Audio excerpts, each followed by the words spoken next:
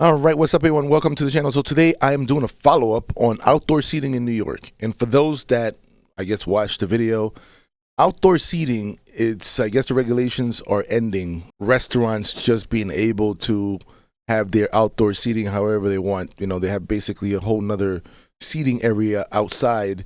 In some cases, the seating area that they have outside, they built it bigger than their own restaurant. So there's going to be a lot of challenges now with the new rules and regulations. It can't be bigger than the front of your store. It's got to be at least it can't be bigger than the size of your storefront. So if your storefront is only, this small, when you make it, it can only, that outdoor seating space has to only be able to be that size too. And you can only put it in front of your space.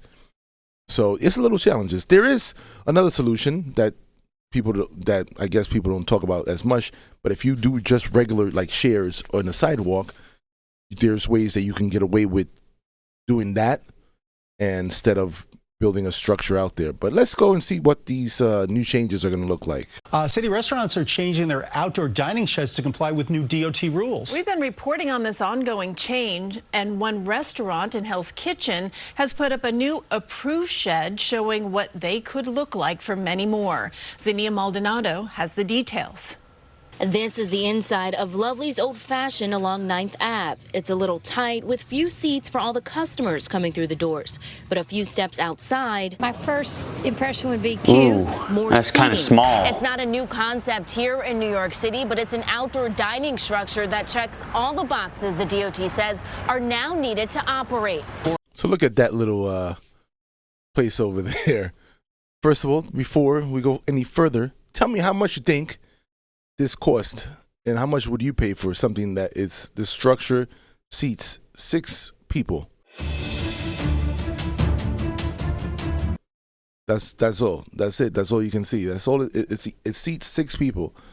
And this is the outdoor structure was made for 6 people out there. And I get it. Every seat is worth something. 6 seats, interesting. We'll see. Example, structures cannot be fully enclosed anymore.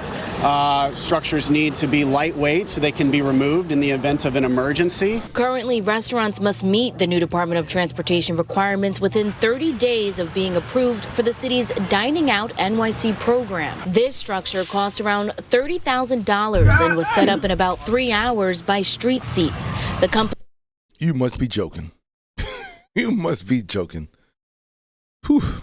Yeah, I know inflation is high, but $30,000 for that little small, for 6 seats? Oh my God. Imagine if you do like 10 seats, how much it's going to cost. This is crazy.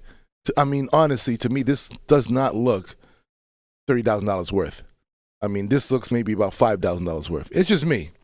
But my whole thing is, I knew companies, I knew it. Companies were going to come and be like, well, let's build these things because these restaurants are going to tear them all down. Like 90% of the restaurants that have the structures, they are going to have to be torn down and either rebuilt if they want to continue.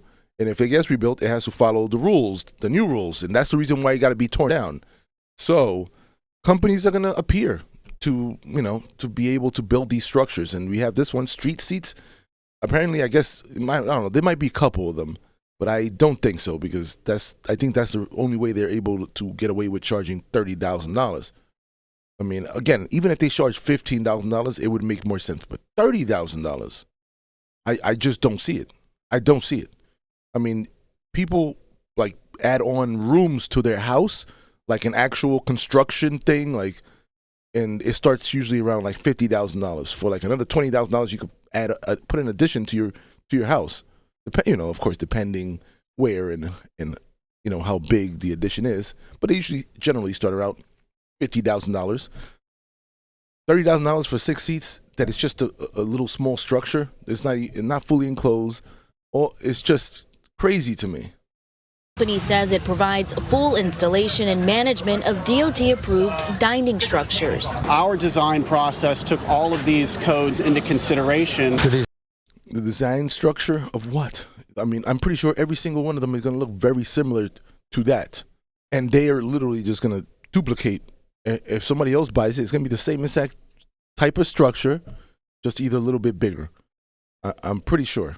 And if it's not, like they're just like literally building each one, differently, and then they're stupid, and then why you're paying more money because they're stupid. But honestly, this structure looks like one of those things that you order something from Temu and you assemble it, and this kind of I don't want to sound like I don't want to sound like an asshole, but it just seems like something you just assemble it. You get these parts, whatever, and you just assemble it. You can probably do it buying parts to assemble from Home Depot. If it doesn't, I get it. People are gonna buy it because they don't have the time, they don't have the whatever. But if they obviously have the money, if they're paying $30,000, they have the money to spend. I just would not spend $30,000 on 6 seats. If I'm spending $30,000, it better be. I mean, it should be at least like 15 seats at least. I think that sounds fair. But it is what it is. Eventually, there'll be more competitions. I think they are charging this much money because they're probably one of the first companies that are doing it. But eventually, other companies are going to watch this and be like, they're charging $30,000 for that? Yeah, I can do that. And I can see a couple of more companies coming up very soon, charging a little bit less.